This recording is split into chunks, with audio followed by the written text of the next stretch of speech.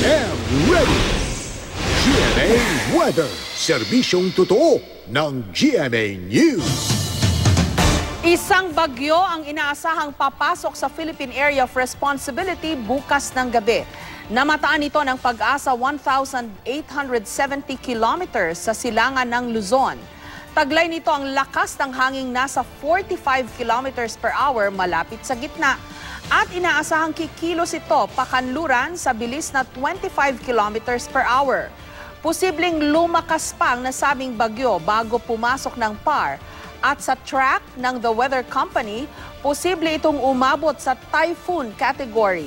Bukod dito, isa pang bagyo ang nasa Pacific Ocean. Ayon sa Japan Meteorological Agency at US Joint Typhoon Warning Center. Hindi ito nakikitang papasok ng PAR at wala ring magiging epekto sa lagay ng ating panahon. Sa ngayon, northeast wind flow ang umiiral sa northern Luzon. Kaya delikadong maglayag ang maliliit na sasakyang pandagat. Ulitin po natin, delikadong maglayag ang mga maliliit na sasakyang pandagat sa lahat ng seaboards ng northern Luzon. Bukas asahan ang mahina hanggang katamtamang ulan sa eastern section ng Luzon, umaga pa lang. Sa hapon, central at southern Luzon naman ang uulanin. Dito sa Metro Manila, mataas muli ang tsansa ng ulan sa hapon. Halos buong Visayas at Mindanao naman ang makararanas ng ulan mula umaga hanggang gabi.